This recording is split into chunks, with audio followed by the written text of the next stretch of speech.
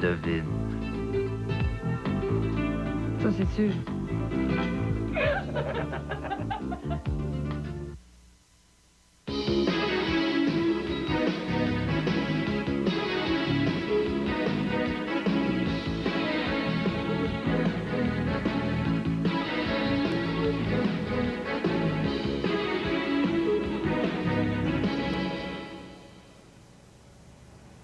Bonsoir, mesdames et messieurs. C'est difficile à croire, mais les lames de rasoir dans les bonbons d'Halloween, c'est pas seulement des fausses inquiétudes, mais c'est encore, malheureusement, une réalité.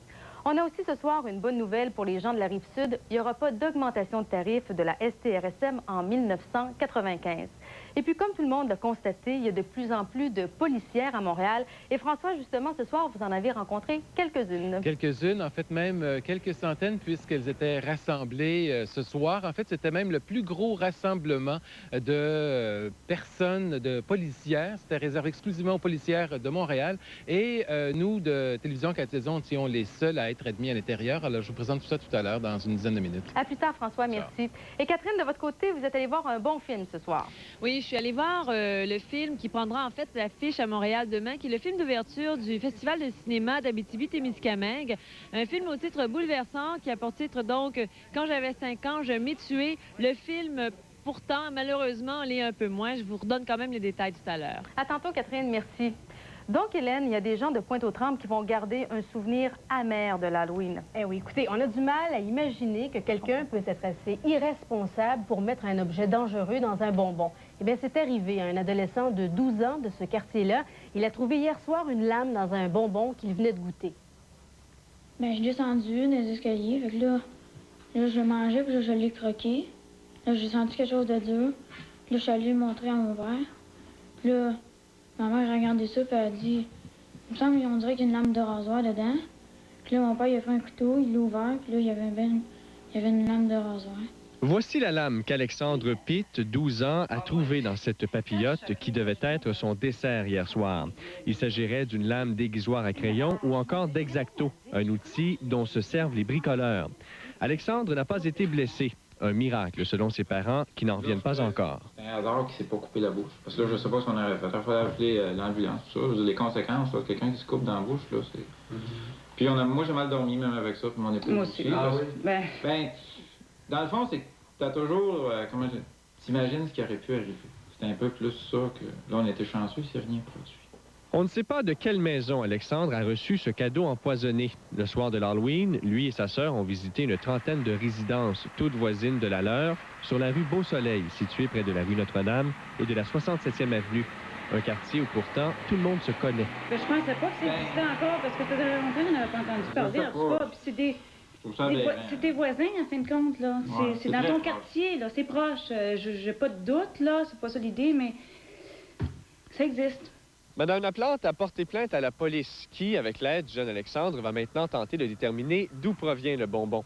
On croit que les chances de trouver le coupable sont bonnes, mais en attendant, la police recommande aux gens du secteur de redoubler de prudence avec les friandises recueillies lundi. On avise les gens de faire attention lors de la cueillette, de ne pas manger, de consommer aucun de ces bonbons-là. Puis par la suite, de vérifier les friandises pour éviter qu'il y ait de ces lames-là, X-Acto ou toute autre forme d'objet qui pourrait blesser un enfant. De son côté, la compagnie Bonbon 2000 de Vanier, près de Québec, où la papillote a été fabriquée, affirme que l'usine de production est équipée de détecteurs de métal et qu'il est impossible qu'un bonbon contenant une lame soit sorti de ces installations. Daniel Renaud, Le Grand Journal.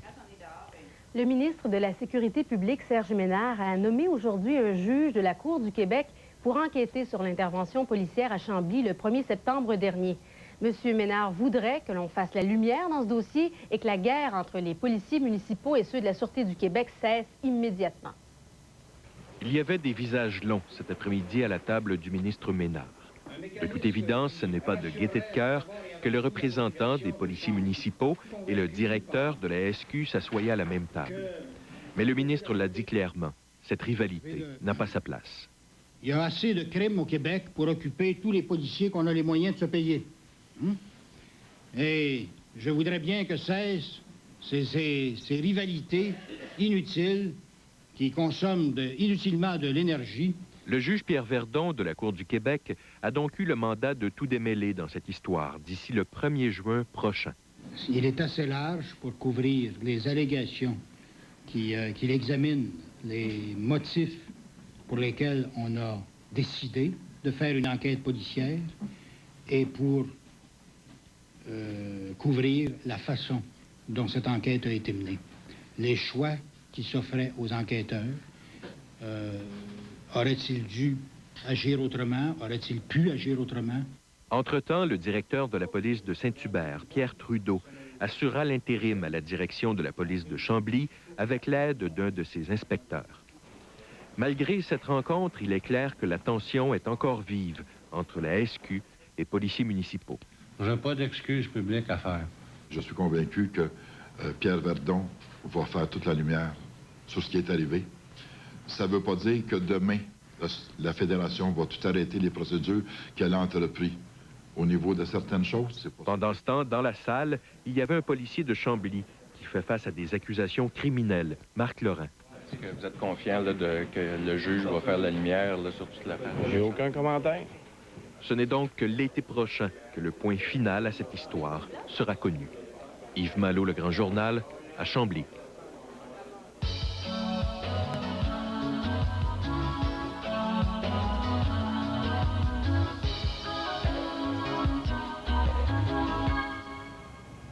Et la STRSM a décidé de gâter ses usagers, du moins pour la prochaine année, Hélène. Voilà, en gelant ses tarifs d'abord, et puis en offrant en prime une baisse pour les 18-21 ans.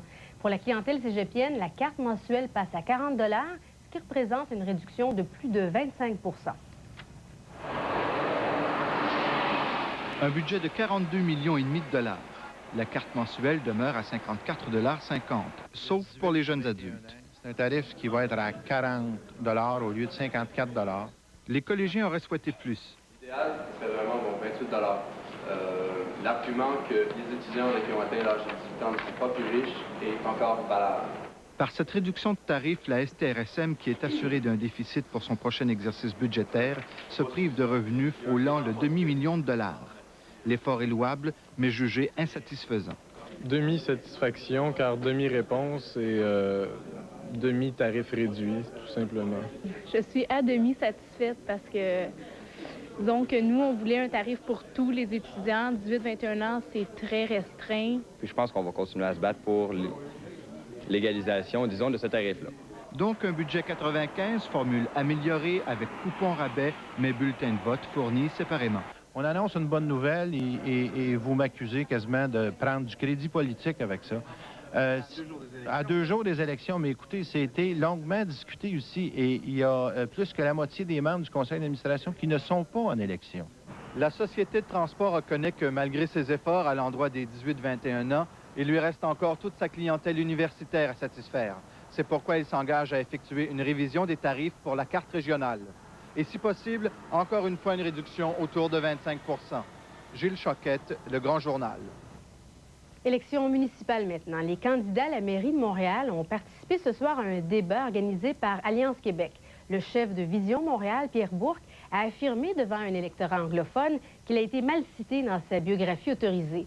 Et justement, Denis Leduc, sur un passage important du livre. Extrêmement important, vraiment pas une question mineure. La question de la souveraineté, vous savez comment c'est délicat, c'est sensible au Québec. Et devant cette auditoire anglophone, c'était peut-être encore plus sensible. Alors, vous vous rappelez, il y a plusieurs mois, tout le monde avait été surpris lors de la publication de cette biographie autorisée par Pierre Bourque de voir qu'un candidat à la mairie prenait position sur une question aussi sensible que celle de la souveraineté. C'est une biographie qui a été lancée au Palais des Congrès, une biographie écrite par la journaliste Anne Richer, qui faisait dire à M. Bourque, et j'ai pas le texte exact, on n'a pas eu le temps d'aller chercher le bouquin parce que ça vient à peine de se terminer ce débat, mais qui essentiellement disait, écoutez, oui, je suis internationaliste, mais s'il y avait un débat, un référendum sur la souveraineté, je ne pourrais que dire oui à ce référendum par solidarité pour le peuple québécois. Ce soir, Pierre Bourque a dit je n'ai jamais dit cela, j'ai été mal cité et certains ont essayé d'utiliser cela contre moi. Comme le débat s'est terminé très tard, on n'a pas pu demander à M. Bourque pourquoi il avait attendu à ce soir devant cet auditoire anglophone pour apporter ce rectificatif. On n'a pas pu lui demander également s'il y avait d'autres erreurs dans le document. Notamment, on affirme qu'il a été membre du RIN, le Rassemblement pour l'indépendance nationale, et président du PQ de l'Assomption, le comté de Jacques-Parizeau. Alors, on peut écouter un extrait sonore de M. Bourque. C'est en anglais, mais il y a une traduction. I never made this comment. I'm sorry. I don't know which book you refer. You refer to Madame Richer book? L'histoire? Yeah, but de lire de Monique Richer. I was misquoted if you refer to this book. Et Denis, vous avez rencontré le maire Doré plus tôt cet après-midi? Oui, M. Doré, qui à nos micros a dit qu'il ne s'inquiète pas vraiment, ne semble pas en tout cas s'inquiéter des problèmes financiers du gouvernement du Québec. Vous savez qu'à Québec, il y a un déficit, le déficit sera de 1 milliard de dollars supérieur aux prévisions. M. Doré ne croit pas que ça va l'empêcher d'obtenir une réforme fiscale importante pour lui, nécessaire pour Montréal. On peut l'écouter à ce sujet. Montréal est le moteur économique du Québec, lui redonner une fiscalité concurrentielle, diminuer pour la métropole le poids de la fiscalité qui est trop appuyée sur les taxes foncières et les taxes d'affaires. 86 % de nos revenus viennent de cela, alors que la moyenne nord-américaine est de 60. C'est un investissement dans l'économie et c'est comme ça qu'il faut le percevoir. Et vous dire rapidement, demain, on conclut cette série d'entrevues avec les candidats à la mairie. On reçoit Yolande Cohen. On va recevoir Yolande Cohen en direct du hall de l'Hôtel de Ville. C'est la candidate à la mairie de la Coalition démocratique. Merci, Denis. Bonsoir. Au revoir. Depuis midi, ça nous coûte plus cher pour faire le plein dans les stations-service de l'île de Montréal, de la Rive-Nord et de la Rive-Sud. C'est la pétrolière Esso qui a donné le coup d'envoi à cette hausse, ce qui fait que l'essence sans plomb coûte maintenant 61,9 cents le litre, une augmentation qui se situe entre 5 et 8 cents pour la plupart des commerces. Mais si vous avez le temps de magasiner, vous trouverez encore des stations-service qui vendent leur essence 44,9 cents le litre. Pour les propriétaires de stations d'essence, ce nouveau prix de 61,9, c'est un minimum pour rester en affaires. De l'essence, on passe aux voitures. On le sait, le vol d'automobile est un véritable fléau, aussi bien à Montréal, qui est la capitale de ce genre de vol, qu'au pays. En 1993, seulement les assureurs automobiles à travers le Canada ont déboursé près de 460 millions de dollars pour le vol de véhicules et les articles volés à l'intérieur, ce qui représente une hausse de 7 % par rapport à 1992. Hélène, est-ce qu'il y a une voiture qu'on vole plus que les autres? Je me souviens à une époque, c'était les Golf de Volkswagen dont on entendait beaucoup parler. Est-ce que, bon, dans les années 93, il y a autre chose? Oui, maintenant, c'est la Ford Mustang Cobra qui représente le plus haut risque, avec 18 vols sur 100 voitures, presque une voiture sur 5. C'est beaucoup, c'est beaucoup. Merci, Hélène. Et savez-vous depuis combien d'années il y a des policières à Montréal? Depuis 15 ans. François Dallaire nous en présente quelques-unes après la pause. De l'antigel, au filtre à air, aux essuie-glaces, du dedans au dehors, du dessous au dessus. Faites confiance à Canadian Tire. Vous pourrez compter sur l'expérience de plus de 10 000 voitures traitées tous les jours et sur un stock de plus de 65 000 pièces et produits automobiles. Nous pouvons nous charger de l'entretien de plus de voitures que n'importe qui. Quels que soient vos besoins, faites confiance à ceux qui s'occupent de tout. Canadian Tire, c'est beaucoup plus pour votre auto, pour beaucoup moins. Une première tempête s'abat sur la région. Une tempête de bonne affaire. 0% d'intérêt sur cette souffleuse Columbia. 10 chevaux, garantie 3 ans. Et pour refroidir la concurrence, Columbia vous l'offre en 12 versements de 112,93 $ avec en prix d'une cabine gratuite. 0% d'intérêt, un prix exceptionnel, une cabine gratuite, une tempête de bonne affaire. Columbia, des gens de service. Chez Mini Mécanique Chicoutimi de Chicoutimi, Labbé Moteur de Labbé et Mécalac à Delille.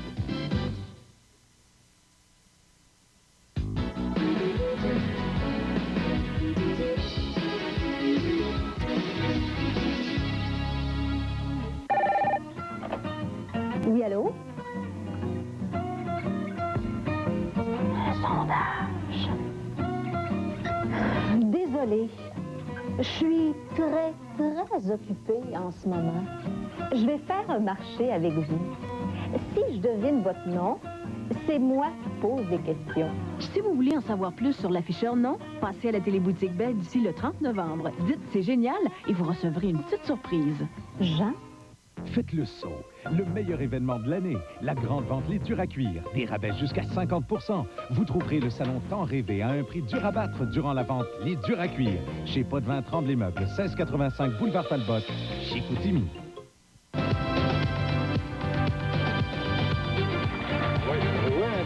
une aventure au cœur des plus beaux points de chasse et de pêche. À Passion plein air, samedi 17h à TQS.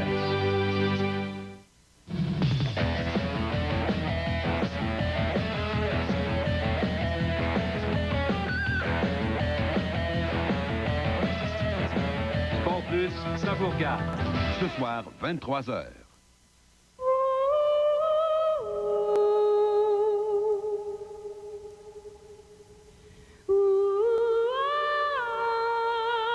Voyez Miséricorde à TQS les jeudis 17 et 24 novembre, 20h.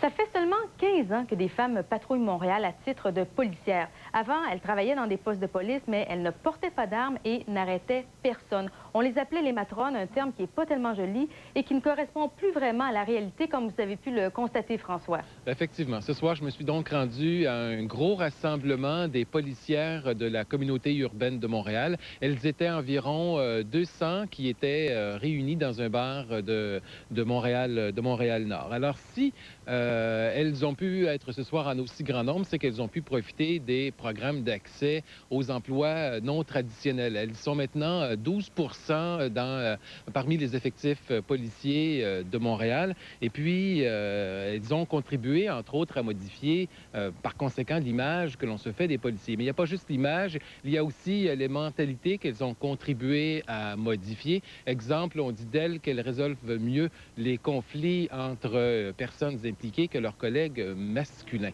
Et ça fait 15 ans qu'elles ont envahi les rangs des policiers, mais il reste encore beaucoup de chemin à parcourir pour qu'elles soient traitées sur un pied d'égalité, dit-on. Pour la première fois, les policières de la communauté urbaine de Montréal se sont réunies en aussi grand nombre.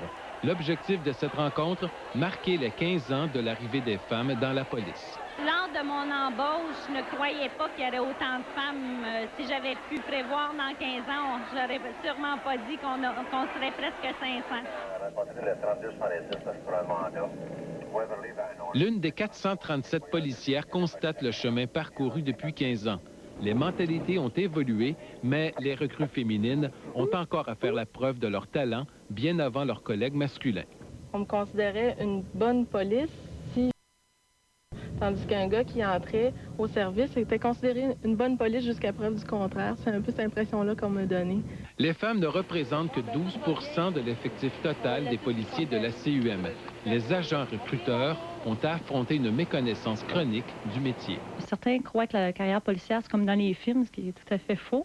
Et elles ne connaissent pas le côté communautaire. Elles pensent juste que c'est répressif. Puis des fois, elles ne sont pas intéressées par ce côté-là. Comme elles ne sont pas intéressées par le côté répressif, plusieurs ont été surpris justement de voir une femme parmi les policiers impliqués dans l'affaire Barnabé.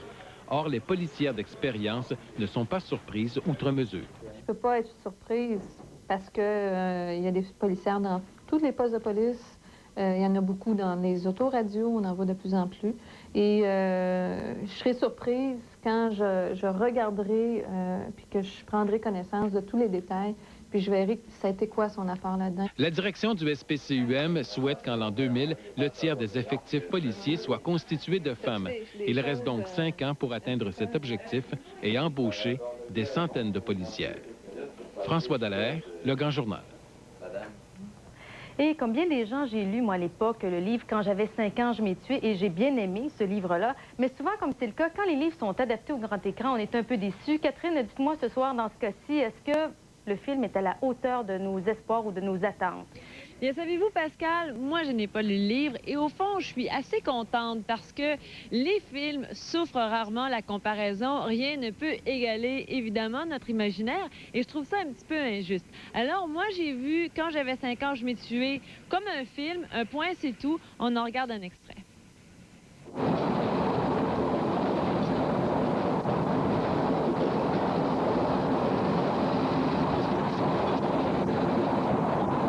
On a tous vécu une histoire d'amour étant enfant, des histoires qui suscitent généralement la sympathie autour de nous, mais qu'on prend rarement au sérieux. Avec raison, sans doute.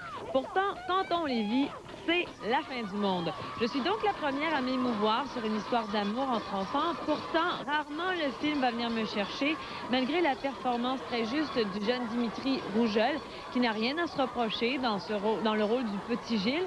Par contre, j'ai trouvé la petite Salomé Lelouch, la fille de l'autre, vous l'avez deviné, un peu empesée, jouant davantage la jeune fille qui veut séduire que l'enfant aux prises avec un sentiment sans doute trop grand pour son âge. Un peu parce que l'auteur du roman, qui s'est vendu à plusieurs millions d'exemplaires, Howard Button, a été enchanté par le choix des deux jeunes. Alors sans doute est-ce une histoire d'amour qui ne ressemblait pas à celle que j'ai vécue. Peut-être que ça ressemblera davantage à votre enfance. Enfin, quoi qu'il en soit, je vous invite quand même à aller voir ce film qui était le film d'ouverture du Festival du cinéma d'Abitibi-Témiscamingue et qui prendra l'affiche officiellement dans tout le circuit québécois dès demain. On jette maintenant un coup d'œil sur les autres nouveautés qui paraîtront également demain à Montréal.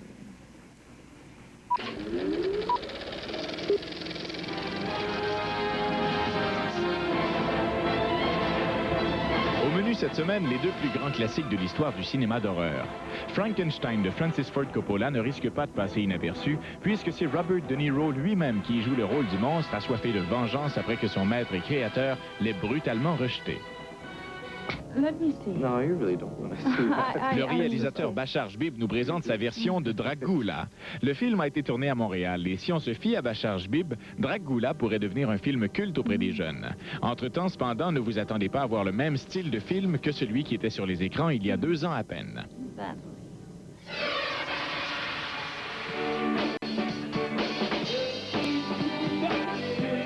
Semble être un chiffre chanceux pour les bébés. Ils sont 3, ça fait 3 ans qu'ils ne nous ont pas offert de nouvelles chansons, et aujourd'hui, 3 novembre, ils ont lancé leur 3e album qu'ils ont appelé 3. Que je trouve qu'ils sont naturels, puis à toutes les tunes qu'ils font, ils lancent toujours un message. J'aime bien ça. Moi, on m'a tout le temps dit que je suis un jeune de caractère, tu sais. Puis l'âge moyenne des fans, c'est 15, 14, 15, 16, c'est ça mon caractère. C'est ça. Maintenant, si vous voulez en savoir davantage sur les bébés, je vous invite à regarder l'émission Sonia Benezra dimanche prochain. Et Catherine, le moins qu'on puisse dire, c'est qu'on en a pris une bonne sur Nathalie Simard aujourd'hui. Oui, Nathalie qui s'était fait discrète ces derniers temps et qui avait fait parler beaucoup d'elle aussi, il faut bien dire, l'année dernière. Eh bien, croyez-le ou non, Nathalie Simard, qui a connu aussi des problèmes de justice au début de l'année et des problèmes de couple par la suite, s'est mariée à Las Vegas le 28 juillet dernier avec Alain Dessel, qui est le père de sa petite fille Ève et son partenaire de vie depuis plusieurs années. Comme quoi, les vedettes, quand elles le veulent, sont capables de tenir leur langue assez longtemps. C'est étonnant. Oui. Bien, merci, Catherine. À demain. Merci. Bonne fin de soirée. Et puis, on a eu de la visite à Montréal aujourd'hui. Guy Carbonneau. Qu'est-ce qu'il y avait de bon à nous raconter, ce Guy Carbonneau, François? Bien, à vrai dire, Pascal, pas grand-chose. Guy Carbonneau et Jean-Jacques Daigneault ont tous deux rencontré la presse ce matin. Question de faire le point sur les négociations. Les joueurs ont répondu à toutes les questions des journalistes sur place. Jean-François Desbiens est notre représentant. Un reportage qu'on vous présentera à Sport Plus dans quelques instants. À ne pas manquer également le deuxième d'une série de 3 reportages sur la brillante carrière de Jean Béliveau à Sport Plus, 23h. On vous écoute, François, merci. Et puis après la pause, on vous parle de météo. Au retour.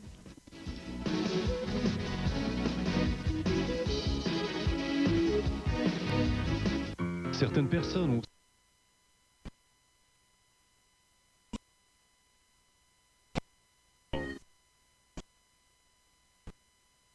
L'équipe PACO compte parmi ses employés un joueur de taille, l'un des 7 grands maîtres spécialistes GM au Canada. Oui, PACO est passé maître dans l'art de bien vous servir.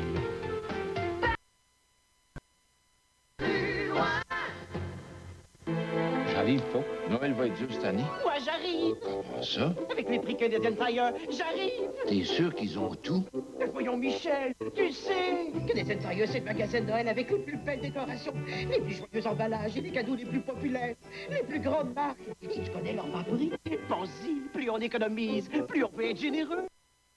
C'est beaucoup plus. À des gratteux de petits prix. Puis il te reste toujours quelque chose pour toi. Avec l'argent Canadian Tire.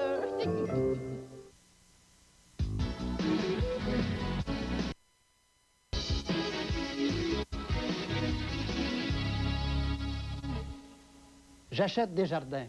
C'est la dynamique issue de la solidarité et de la coopération des gens d'un même milieu. Membre des caisses populaires Desjardins Jonquiéroises, Vous êtes plus de 40 000 à pouvoir contribuer au développement et à la croissance de votre collectivité. Acheter des jardins, un geste qui démontre véritablement le sens de l'incroyable force de la coopération. 140 commerçants participants. 12 000 $ à gagner. J'achète des jardins, j'achète Ville de Jonquière.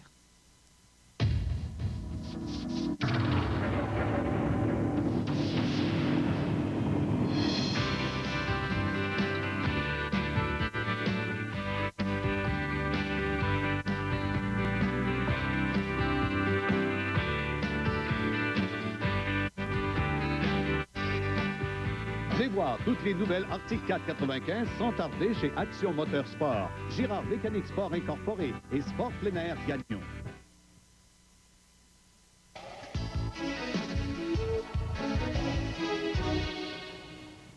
Alors, la question qu'on se pose, parce qu'il fait beau aujourd'hui, c'est est-ce que le 3 va faire le mois? On peut le souhaiter, mais ce serait surprenant, Hélène. Mais oui, parce que dès demain, on annonce le retour des nuages, des averses. Mais heureusement, les températures sont supérieures au normal. Alors, regardons en détail les tableaux.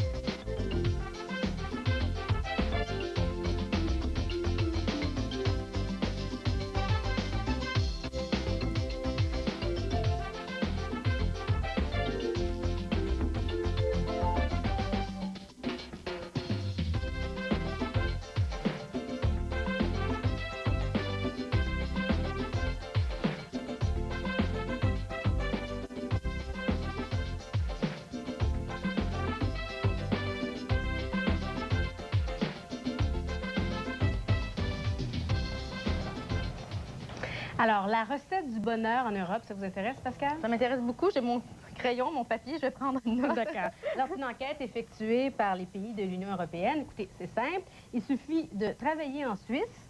Parce que les emplois sont payants? Voilà. OK. Et il suffit de manger en France. Une évidence. Oui. Le vin aussi. La France, voilà. D'acheter allemand pour la qualité des équipements industriels et tout. Et de vivre avec un ou une italienne pour la sensualité. Oui. Et de passer ses vacances en Espagne. Alors, au Québec, ça aurait l'air de quoi si on transposait ça? On travaillerait où? À Ville-Saint-Laurent, à Dorval, il y a beaucoup d'emplois, oui. C'est bon, ça, oui. On mangerait où? À Montréal, dans Charlevoix. Oui. Et on achèterait quoi? Des produits de la Beauce. De la Beauce, voilà. Et puis, on vivrait avec qui? Avec un Montréalais? Un Montréalais. Et on passerait nos vacances? Gaspésie, la Madeleine, l'Estrie. On a vraiment d'accord avec notre sondage? Notre petite enquête maison. Alors, c'est déjà tout pour ce soir. N'en manquez pas Sport Plus dans quelques instants. On se retrouve demain à 22h30. À demain. Oui, tu ferais quoi? Tu ferais quoi?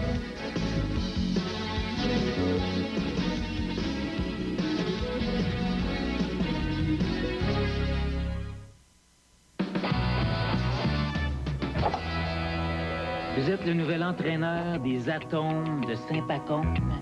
Pas de problème. Votre concessionnaire Pontiac Buick lui donne son 110 %. Il vous offre une Transport SE 1995 équipée de freins ABS, d'un climatiseur, pour ceux qui réchauffent le bas, de 7 sièges baquets et plus à seulement 19 995 $. La Transport SE parce que la saison pourrait être bien longue. Passez chez votre concessionnaire Pontiac Buick GMC. Personne ne vous en offre autant. Hey, non, mais boss, l'hiver, il y a tout le plate qu'un corps fret. D'ailleurs, on répond pas, je veux pas rentrer dans ta vie privée. Mais moi, mon problème, ils me l'ont réglé de beau avec le fameux démarreur à distance. Je te dis, là, avec ça, on quasiment l'hiver. À cette heure, s'ils pouvaient inventer un démarreur à distance.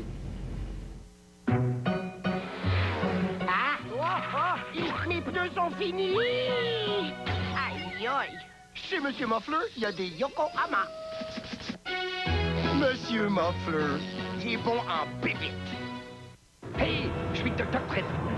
Et ça, c'est le labo de bonbons du Dr. Dreadful. Ça fait des choses innommables, mais bien mangeables.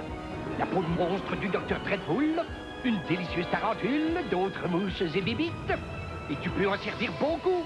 Mon labo de boisson produit des choses qui goûtent bon. Liquide magique et potions repoussantes, les labos de boissons et de bonbons du Dr. Dreadful vendus séparément de Tycho, piles non comprises. Vraiment innommable. Bonjour! Vous connaissez les Kellogg Rice Krispies? Oui. Ça peut attendre à la récréation. Savez-vous avec quoi sont faits les Rice Krispies? Mais bien sûr. C'est fait avec des... Avec des graineries. oui! Chaque recipe est fait à partir d'un vrai grain de riz, nutritif, soufflé et grillé. La couleur et le goût sont naturels. Des grains de riz. Les enfants, on va faire la récréation. Kellogg Rice Krispies. Du riz, autrement dit. Vous êtes à l'antenne de TQS.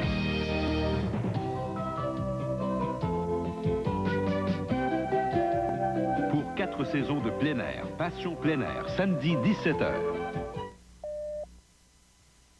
L'émission Sport Plus vous est présentée par l'apéritif Bellini. Bellini, belle idée.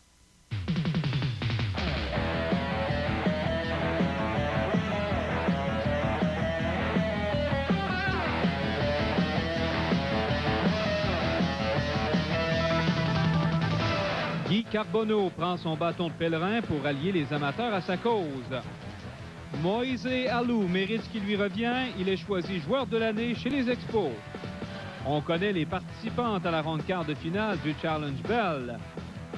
Et seul Jim McGovern réussit à déjouer les vents capricieux du Pacifique.